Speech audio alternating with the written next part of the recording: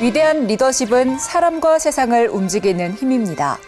다양한 분야에서 빛나는 리더들의 지혜와 경험을 함께 나누는 시간, 더 인터뷰.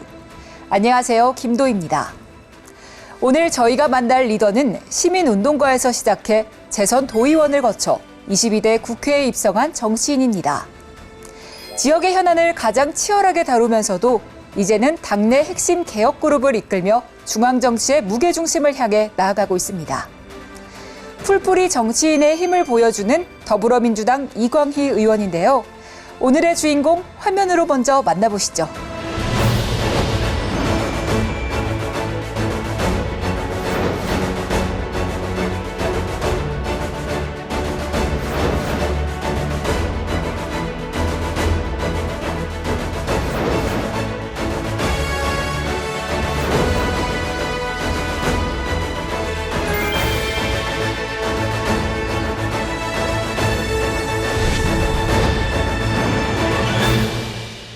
의원님 안녕하세요. 네, 안녕하십니까. 네, 이렇게 바쁘신 가운데도 이렇게 스튜디오까지 찾아주셔서 감사합니다. 네, 불러주셔서 감사합니다. 의원님께서 오시니까 저희 스튜디오가 훨씬 더 밝아진 것 같습니다. 그런가요? 네. 고맙습니다. 이제 벌써 국회 임기가 시작된 지도 1년이 훌쩍 넘었는데요. 좀 소감이 어떠신지 궁금합니다. 정신없이 보낸 1년 3개월이었던 것 같아요. 일단 22대 국회 들어서서 어쨌든 내란을 겪지 않았습니까? 네. 처음에 들어와서는 어쨌든 그 윤석열 정권의 어떤 포갑적인 정치에 맞서보겠다고 시작을 했는데 내란이 갑자기 일어나는 바람에 비상계엄 이후에 국민들의 삶도 질도 달라지고 또 지금도 여전히 대통령 선거가 끝났지만 극복하는 과정에 있고 또 한편으로는 이 내란으로 인해서 국민들 간에 극단적으로 분열이 되어 있지 않습니까? 네. 이 분열을 좀 치유하고 화해하고 잘 단합해 가는 것도 일일 테고 또 새로운 정부가 성공적으로 안착하고 새로운 대한민국을 만들 수 있게끔 돕는 거 이게 저희들이 해야 될 일이 아닐까 이렇게 생각합니다. 네. 그리고 또 의원님께서는 초선 의원이시자 또 네. 충북을 대표하는 정치인이십니다. 지금 가장 중요하게 생각하는 소명이 무엇인지도 한 말씀 부탁드립니다. 제가 좀 오래됐거든요. 정치를 시작한 거는. 네. 근데 이제 국회의원은 이번에 초선입니다만 도의원도 했었고 좀 오랜 시간 정치권에 몸담으면서 선배들은 국민들 배부르고 등 따숩게 하는 게 정치다. 네. 근데 저는 그 정도는 넘어선 나라 아닌가? 그러면 국민을 행복하게 하는 게 이제 제가 해야 될 정치가 아닌가 이렇게 생각을 하고 일단 하고 있고요. 또 국민들이 더 행복해지는 나라 만들도록 노력하겠습니다. 네, 행복한 나라 정말 좋은 말씀 해주셨습니다. 네. 그리고 또 앞서 말씀해주신 12.3 내란에 대해서 조금 더 여쭤보도록 하겠습니다. 이 12.3 내란 사태와 관련해 정보사 블랙 요원의 국가 중요시설 폭파 지시 의혹이라는 충격적인 제보를 공개하셨습니다. 이 제보자를 건드리지 말라라는 강력한 경고 메시지까지 하셨는데요. 이 중대한 의혹을 이 특검이 어떻게 다뤄야 한다고 보시는지 그리고 또 현재 제보자는 좀 잘 보호되고 있는지 이런 것도 좀 궁금합니다. 네, 저도 이제 블랙유언이라는 존재가 사실로 존재를 하는지를 그때 이제 처음 알게 됐고요. 네. 12.3 내란 이후에 그러니까 제2의 내란을 꿈꿨었던 그런 작전 세력들이 있다는 거를 그 당시에 알고 네. 블랙유언들의 제보를 좀 받게 됐는데요. 당시에 블랙유언들은 자신들도 국가의 소중한 자원이고 네. 국가를 위해서 목숨같이 바치는 이런 사람들인데 네네. 어느 한 정권을 위해서만 국민들을 배신하기 싫다는 그런 의사를 좀 말씀을 해왔고 그래서 결국은 그분들이 안전할 수 있도록 하는 노력을 좀 해왔고 네. 이후에는 이제 다 부대로 복귀를 다 했는데요. 네네. 무기도 다 반납하고 근데 그 후에 내부에서 아마 색출 작업도 하고 막 이랬었던 모양이에요. 네. 그래서 혹시나 그분들에게 피해가 갈까봐 네. 그런 거 하지 마시라. 그분들 우리 귀한 대한민국의 자산이다. 이렇게 말씀을 드린 거죠. 네, 제보자 보호를 위해서도 앞장서게 되셨던 거군요. 네네. 지금은 좀 잘 보호가 되고 있는 잘 건가요? 모르겠습니다. 그쪽에서 주로 하는 연락이라 네네. 그 후부터는 연락 안 하더라고요. 그래서 잘 지내시는가 보다 이라고 알고 있습니다. 네, 이번에는 좀 사진으로 좀 만나보는 시간을 가져보도록 하겠습니다. 네. 의원님의 삶을 관통하는 결정적 순간들을 만나보는 내 인생 네컷 코너입니다. 시민운동가 이광희가 정치인 이광희로 되기까지 그 결정적인 순간을 한번 따라가 볼까 하는데요. 첫 번째 사진 먼저 화면으로 만나보겠습니다. 네, 두꺼비 마을 신문이라고 적힌 신문이 하나가 나왔는데요. 네. 이 신문은 의원님께 어떤 의미를 담고 있는 걸까요? 이제 학생운동에서 시민운동으로 넘어오고 정치권으로 들어오기 전에 마을 공동체 운동의 초창기 활동가였었던 것 같아요. 네. 그 방식으로 그 마을 신문을 제작을 좀 했는데 당시에 만들었던 마을 신문은 아닙니다만 2, 3년 후에 다시 만들었고 그 마을 신문이 지금까지도 한 18년 동안 계속 발행이 되고 있는 전국에서 가장 오래된 마을 신문입니다. 네. 그리고 지금의 다른 지역에서도 만들어지고 있는 마을 신문들이 대체로 제가 이제 만든 그 타블로이드판 그 마을 신문을 좀 이제 본따서 만든 측면이 좀 많고요. 그래서 네. 마을 신문은 저의 존재 당시의 이유이자 활동 공간이었고 또 마을 공동체 활동가로서의 어떤 기반이었기도 하고요. 결국은 그게 정치적 기반이 돼서 도의원도 하고 그리고 국회의원까지 하고 있다고 저는 생각을 하고 있으니까 굉장히 저 마을신문이 저에게는 제 인생에 있어서 굉장히 중요한 분기점이었다고 생각합니다. 네, 대학 시절 이 두꺼비 살리기 운동과 같은 시민 운동을 통해서 이 충북에 깊이 뿌리 내리셨는데요. 네네. 숲의 정치를 꿈꾸게 한 의원님의 정치적 자산이 되셨을 것 같아요. 당시에 또 에피소드가 있다면 어떤 게 있을지도 더 궁금합니다. 이제 두꺼비 살리기 운동은 마을 신문을 하고 있는 동안에 우리 동네에서 두꺼비들은 산에 살거든요. 네. 알을 물에다가 놨다가 새끼들이 전부 산으로 올라가요. 그런 대규모 장관이 연출을 하는 장면이 마을에서 그래서 두꺼비 살리기 운동을 그래서 시작을 하게 됐고요.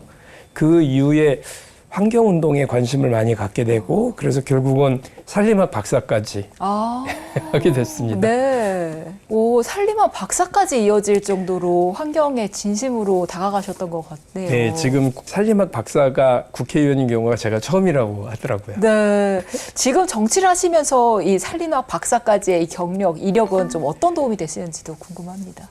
대한민국이 산림에 진심인 나라잖아요. 맞습니다. 국민들도 많이 좋아하시고 네. 그러다 보니까 좀 더 발전적인 형태로 좀 예컨대 이제 숲을 활용해서 건강을 챙기는 이런 일이라든가 혹은 북한에도 좀 나무를 많이 심을 수 있도록 노력을 좀 하는 게 좋지 않겠냐는 그런 제안이라든가 네. 뭐 이런 것들까지 같이 할 수 있다고 보고요. 여러 가지 고민하고 있는 중입니다. 네. 그래서 통일부 장관님도 만나서 북한에 나무 심읍시다. 네. 얘기도 지금 하고요. 정말 어린 시절의 이 소중한 경험이 자산이 되어서 정치적 활동 보폭을 더 넓혀주시는 것 같습니다. 네, 맞습니다. 다음 사진도 한번 만나보도록 하겠습니다. 네, 다음 사진은 2017 지방의원 매니페스토 약속 대상이라는 이 현수막에 걸린 앞에서 찍은 수상하신 사진인 것 같습니다. 네. 이건 어떤 사진인가요? 제가 마을 공동체 운동을 통해서 그 동네에서 도의원이 됐어요. 네네. 이게 시민운동만으로는 한계가 있다고 생각을 해서 정치에 이제 뛰어들게 됐는데 네. 그 기반이 마을신문이고 마을 공동체 운동이었고요.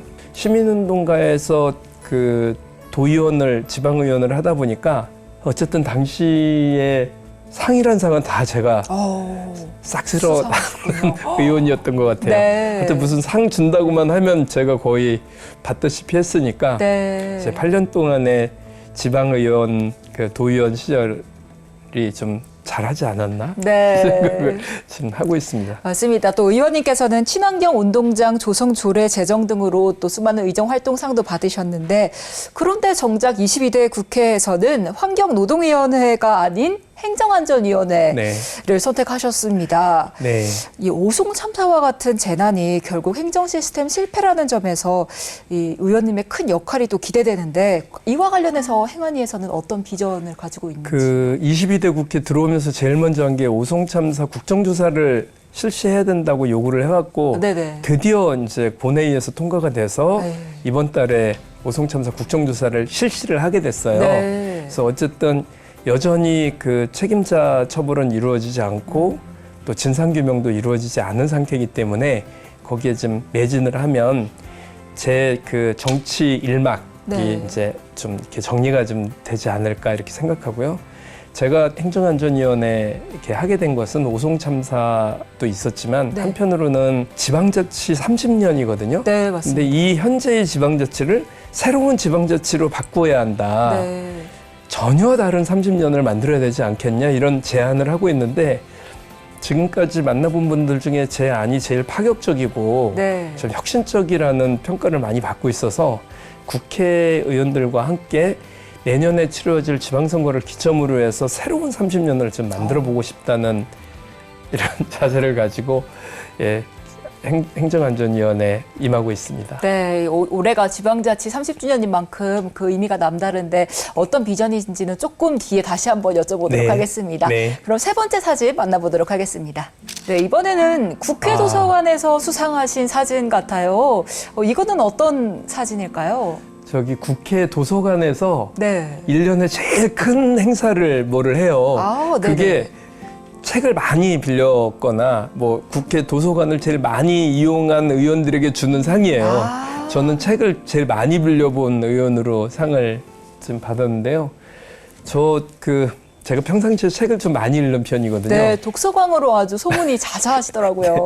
네, 그러다 보니까 저 상을 받았는데 도서와 관련된 뭐 도서관과 관련된 각종 이런저런 프로그램이나 인터뷰를 많이 하고 네. 있습니다. 책과 관련돼서도 어떤 책을 뭐 요즘 보고 있냐 뭐부터 시작해서 뭐 얘기를 많이 듣게 됐습니다. 네, 저희도 궁금합니다. 요즘 책을 통해서 좀 어떤 고민을 하고 계신지 이런 거 조금 말씀해 주실 수 있으실까요? 요즘 이제 경험의 멸종이라는 책을 읽고 있는데요. 네. 인터넷 시대지 않습니까? 네. 그리고 AI의 시대고 그쵸. 그러다 보니까 어린이들이 직접 경험을 하지 않고 유튜브를 통해서 그냥 빠져서 살아요. 네. 경험이 없어지는 거죠. 네. 그런 것에 대한 경고하는 건데요. 예를 들어서 드라마를 보고 리액션을 하잖아요. 영화를 보면서 어떤 장면에서 리액션을 하는데 리액션 하는 유튜브의 반응을 보고서 자기가 리액션을 그러니까 리액션도 경험인데 네. 그럼 경험도 남의 거를 보고 따라서 하고 하고 이런. 먹는 것도 유튜브 먹방 이렇게 보고 하고 그다음에 글씨를 쓰는 것보다 타자로다 해서 네. 글 쓰는 능력이 퇴화되고 또 GPS를 사용하다 보면 공간 능력이 퇴화가 됩니다. 그래서 계속 GPS만 보니까요. 네. 그런 경험에 멸종되는 걸 우려하는 책인데 적극 추천합니다. 네, 꼭 한번 읽어보겠습니다. 이렇게 책에 진심이시고 또 독서를 많이 하시는데 이러한 독서량이 정치에도 좀 영향이 있는지 어떤 도움이 되는지 이런 것도 좀 궁금합니다. 2004년도에 보좌관 생활을 하기도 했는데요. 네. 그 새로운 정보들은 당시에 또 다 책으로 얻었고 왜 그러냐면 나머지는 다 이렇게 날아가는 정보인데 네. 책은 어떤 문제에 대해서 깊이 있게 파고들지 않습니까? 네. 그렇게 돼서 새로운 시대에 걸맞는 이렇게 뒤처지지 않는 어떤 정보를 습득하는 방법으로 정치에 많이 이용하고 있어요. 그래서 네. 저같이 이제 인문학 책이나 뭐 사회과학 책을 주로 많이 읽는 경우는 그렇게 해서 도움이 많이 되고요. 네. 또 저 말고 다른 문학 책을 많이 보는 소설책이나 이런 걸 많이 보는 사람들은 시나 소설을 많이 읽는 의원들은 또 말하는 게 굉장히 고상합니다. 그래서 저는 그거는 좀 아닌 것 같고 정보를 많이 획득하는 데 활용하는 것 같습니다. 네, 장르를 불문하고 책이 참 도움이 되는 것 같다 네, 이런 생각이 맞습니다. 듭니다. 계속해서 인터뷰 이어가 보도록 하겠습니다. 지난 6월 지방자치 30년 기념 국회 토론회 또 작년에 2차례 지방의회법 제정과 지방의회 강화를 위한 토론회를 개최하셨습니다. 앞서 말씀해 주셨던 것처럼 올해가 민선 지방자치 30주년인 만큼 많은 비전을 갖고 계실 것 같은데요. 앞으로 지방의회법 어떤 방향으로 나아가야 할지 또 어떤 법안들을 좀 제정할 의향이 있으신지도 궁금합니다. 제가 국회의원이 돼가지고 보니까 지방자치 단체장을 중심으로 해서 올해가 30년인데 네. 제가 20주년일 때 지난 10년 전에 도의원을 하고 있었어요. 네. 그때만 해도 지방의회 단위에서 지방자치 20년을 축하하는 각종 행사들과 네. 또 각종 평가들, 새로운 20년을 어떻게 만들 것인지에 대한 토론회가 엄청나게 전국적으로 많이 열렸거든요. 네네. 근데 30년이 됐는데 그렇게 하는 데를 못 봤어요. 10년이 더 그때보다 흘렀는데도. 무슨 얘기냐면 네. 자치분권, 지방자치, 균형발전 이런 게 약간 식상한 사회? 네. 이제 30년이 됐는데 새로운 것이 없고 그냥 지방은 지방대로 그래서 지방에 대해서 좀 더 생각을 해보면 네. 제가 2002년도에 그 처음 기초의원 출마를 했었던 20년 전에 우려했었던 게 지방소멸 예상지역이 4군데였다면서 막 제가 흥분을 해요. 네네. 근데 지금은 기초지자체가 230여 개 됐는데 그중에 130개가 지방소멸 지역입니다. 네. 20년 동안 우리는 지방소멸 예상지역으로 계속 급속히 지역이 악화되는 상태에서 지방자치 30년을 맞이하다 보니까 이거 백약이 무효가 아닌가? 이런 이제 약간 뭐 생각들을 좀 하게 되는 것 같고 패배주의적인 의식이 좀 있는 것 같아요.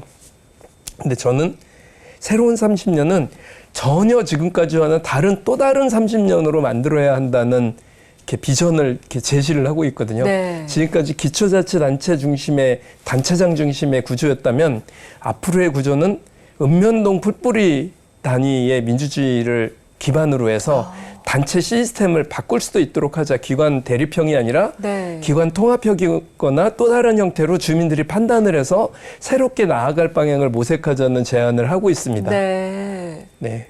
이대로 흘러간다면은 조금 더 작은 목소리에도 귀를 기울일 수 있을 것 같고 또 지역 소멸을 막는데도 좀 앞장설 수 있을 것 같은데. 제가 지역 소멸을 막는데 앞장서겠습니다. 네.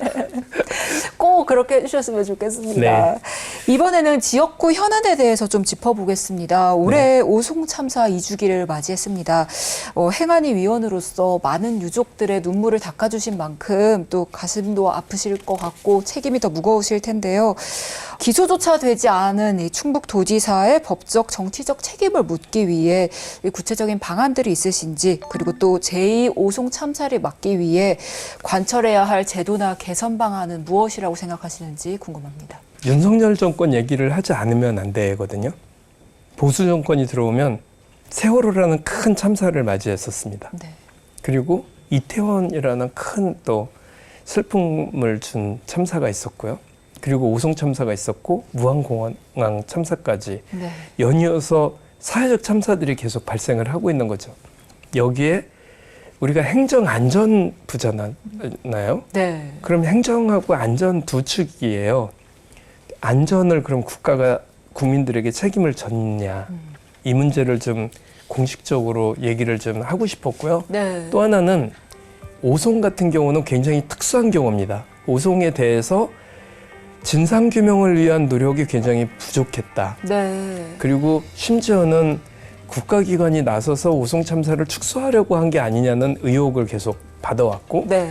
심지어는 희생 당하신 분들 그 추모 그 공간도 네. 이렇게 지자체가 철거하고 이런 말도 안 되는 일들이 벌어진 거예요. 그래서 여기에 대해서는 지방자치단체와 국가가 책임을 짓는 모습이 필요하고 그렇기 때문에 더욱더 진상규명과 다시는 이런 사고가 일어나지 않을 수 있도록 책임자 처벌까지 하는 이런 게 좀 필요하다고 생각을 좀 했고요. 다행히도 그 이재명 대통령이 당선되시자마자 가장 먼저 오송 참사 현장을 둘러보시면서 이에 대해서 문제제기하셔가지고 이번에 국정조사가 실시가 됐는데요. 네. 너무나 늦었지만 다행이라고 생각을 하고 철저하게 진상규명을 좀 통해서 책임자가 처벌받을 수 있도록 노력하겠습니다. 네. 네, 이번에는 의원님의 앞으로의 비전에 대해서 좀 여쭤보도록 하겠습니다. 인공지능에게 저희가 질문을 한번 던져봤습니다. 이강희 국회의원을 한 문장으로 정의해달라. 이렇게 저희가 AI에 넣었더니 현장을 믿는 풀뿌리 개혁가라고 답변을 하더라고요. 아하. 이 정의에 대해서 어떻게 생각하시는지 궁금합니다. 그거 신통하네요. 제가 가장 정치하면서 중요하게 생각한 게 현장입니다. 현장에 있는 사람들이고 또 그래야 그분들의 목소리를 좀 들을 수 있다고 보는데요. 정치권에 들어오니까 간접적으로 서류로 된 문서로 된 보고를 엄청 많이 받습니다. 민원도 전부 뭐 이런 네. 문자나 이런 걸 통해서 받고 유튜브를 통해서 받고 그래서 그런 경우 저는 웬간하면은 현장에 좀 가보려고 노력을 하고 직접 들으려고 노력을 합니다. 그게 가장 중요한 그 정치인의 덕목이 아닐까 이렇게 생각을 하고요. 당선되자마자 제일 먼저 한 게 그 골목골목 다니면서 민원 청취를 직접 했거든요. 그게 아주 반응이 굉장히 좋았습니다. 그러네요. 좀 기억에 남는 민원도 있으신가요? 어린이들과 관련된 안전 문제가 제일 컸어요, 사실. 그렇죠. 네. 예. 그래서 그런 문제를 해결하기 위해서 좀 노력을 하고 그 전에 우리 지역에서 그 그냥 소홀하게 넘어갔었던 각종 문제들을 직접 현장에서 좀 해결할 수 있도록 노력하는 게 그게 이제 그 제가 할 일이 아닌가 이렇게 좀 생각하고 있습니다. 네, 계속해서 지역 현안에 대해서 조금 더 여쭤보겠습니다. 네네. 이 충북도립대 총장 임명 과정에 명태균 게이트라 명명하신 이 권력형 비리 의혹을 제기하셨습니다. 이 사안이 단순히 인사 문제를 넘어서 특검까지 필요한 게이트라고 보시는 결정적인 이유는 무엇인지, 그리고 또 추가로 파악하신 내용이 있으신지도 궁금합니다. 충북은 뭐 기꺼이 친일파가 되겠다는 실언으로 그 말이 많은 김영환 충북도지사 문제가 계속 불거지고 있어요. 네. 최근에도 계속 경찰도 수사가 들어가 있는 상태고 여러 가지 문제로 결부가 되어 있는데 도립대 총장이 초호와 연수를 갔었던 게 문제가 됐습니다. 근데 도립대 총장이 누구냐 하면 김영환 지사와 함께 명태균 씨와 연결이 되어 있는 분이에요. 네. 그래서 문제 제기를 좀 하게 됐고요. 지금 여전히 이 문제가 혹시 그 김영환 지사를 공천하는데도 활용이 되지 않았나에 대한 의혹이 좀 있으므로 특검에서 좀 조사를 해야 되지 않겠느냐 이런 이제 문제 제기를 하게 됐습니다. 네. 그러면은 좀 추가로 지금 또 계속해서 파악되는 내용들도 있는 걸까요? 계속적으로 뭐 이런저런 명태균 씨가 계속 발언을 네. 하시니까 이런저런 얘기가 좀 나오고 있고 그 수사기관에서 좀 수사를 해줬으면 좋겠다는 제안은 계속 하고 있는 중입니다. 아, 근데 이제 속도가 그렇게 빠르게 진행되지는 않는 거예요. 그 김건희 씨나 명태균 씨와 관련된 사건이 너무 많아가지고 특검을 연장을 해야 될 보완 수사를 해야 될 그런 지경이라 네네. 예, 그 안에 한 꼭지로 좀 수사가 좀 진행되기를 바랍니다. 네. 그리고 또 스스로를 풀뿌리 정치인이라고 칭하시면서 작은 존재들이 함께 빛나는 숲의 정치를 꿈꾼다라고도 해주셨습니다. 네. 임기 동안 이루고 싶은 목표는 무엇인지, 그리고 또 청주시 서원구 주민들과 또 국민들에게 전하고 싶은 메시지로 오늘 인터뷰를 마무리해 보도록 하겠습니다. 저는 국민들 머릿속에 그 풀뿌리 정치인으로서 지역사회의 발전과 지방자치 발전에 공헌한 점이 이번 22대 국회에서 눈에 띈다는 얘기를 좀 듣고 싶습니다. 네. 새로운 지방자치 30년 제가 한번 제안하는 대로 한번 좀 바꿔보도록 하겠고요. 우리 지역과 관련돼서는 이광희 의원은 늘 지역 사람들과 함께 했어. 늘 옆에 있었던 사람 같아. 뭐 이런 소리를 가장 많이 듣고 싶습니다. 네. 예. 앞으로도 임기가 남으셨는데 좀 꼭 이루고 싶은 포부 이런 게 있다면 어떤 게 있을지도 궁금합니다. 지방자치 30년 새로운 그 30년으로 만들겠고요. 지금 내년 지방선거와 관련돼서 내년 지방선거를 기점으로 해서 그 지역 소멸을 막아내는 새로운 형태의 30년 지방자치 30년을 풀뿌리 자치 30년을 좀 만들어 보겠다는 게 제 생각입니다. 네. 그 남은 의정 활동을 그 노력을 하는데 좀 쏟겠습니다. 네. 그리고 또 지역구 의원이신 만큼 이 청주시 서원구를 또 더 살기 좋은 도시로 만들기 위해선 또 어떤 계획을 가지고 계신지도 궁금합니다. 지금 우리 서원구에는 몇 가지 부족한 점이 많아요. 청주시 전체에 이제 체육 시설도 거의 없고 도서관도 거의 없고 네. 이런 약간 그 4개 지역구 중에서 좀 약간 좀 소외되어 있는 측면이 있거든요. 그걸 좀 극복하기 위해서 노력을 좀 하겠습니다. 네. 이제 더 살기 좋은 서원구의 모습을 기대해 보도록 하겠습니다. 네. 오늘 인터뷰 응해주셔서 다시 한번 감사드립니다. 네, 고맙습니다.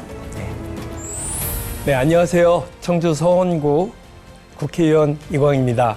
우리 서원구 그 어르신들께 자주 찾아뵈어야 하는데 국회가 그 어느 때보다도 바쁜 시절이네요. 더 열심히 좀 달려가서 그 곁에 있도록 노력을 하겠습니다.